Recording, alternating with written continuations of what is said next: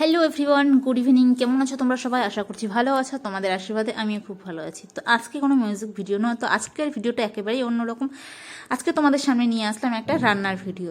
তো দেখতে পাচ্ছ আমি আজকে রান্না করছি, যেটা রান্না করছি আমি তোমাদের সঙ্গে শেয়ার করছি। তো মাছগুলো ধোয়া কাটা হয়ে গেছে, তো একটু লবণ হলুদ মাখিয়ে ওইগুলোকে ভেজে নিয়েছি। তো ওই পিঠটা ভাজা হয়ে গেছে, তো আমি ভাবলাম এইটা একটু উল্টে দিই, এই পাশটা বেশ একটু ভালো করে ভাজা হোক।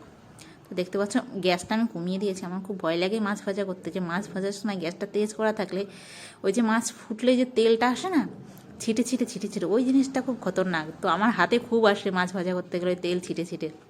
তো একটু কম করে দিয়েই মাছটা ভাজা করছি। আর এদিকে তরকারি আমি কাটতে বসে গেছিলাম। আর এদিকে চাল দেখতে পাচ্ছ, চালগুলো ধোবো, চালগুলো ধুয়ে একবারে বসিয়ে দিই ভাতটা। আর এদিকে কিন্তু আমার তরকারি কাটা হয়ে গেছে, আলু আর পেঁপের তরকারি বানাবো ওই মাছ দিয়ে। ওটা কী মাছ আমি অবশ্য জানি না। তো এদিকে ভাতটা বসিয়ে দিয়েছি চালটা ধুয়ে। আর এদিকে দেখো আমার তরকারি কিন্তু প্রায় হওয়ার মুখে, পুরো এখনও কমপ্লিট হয়নি।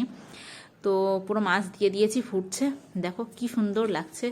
আজকে ভাবলাম যে রোজ রোজ মশলার তরকারি ভালো লাগে না, তো আজকে মাছটা দিয়ে একটু সাদা মাথায় বানালাম, বিলা মশলার তরকারি। তো রোজ রোজ মশলা ভালো লাগে না। আর দেখো আমার তরকারিটা প্রায় কমপ্লিট হয়ে গেছে। নামাবো, নামিয়ে তারপরে খাওয়ার বলা। কেমন হয়েছে অবশ্যই কিন্তু কমেন্ট সেকশনে জানিও। বাই।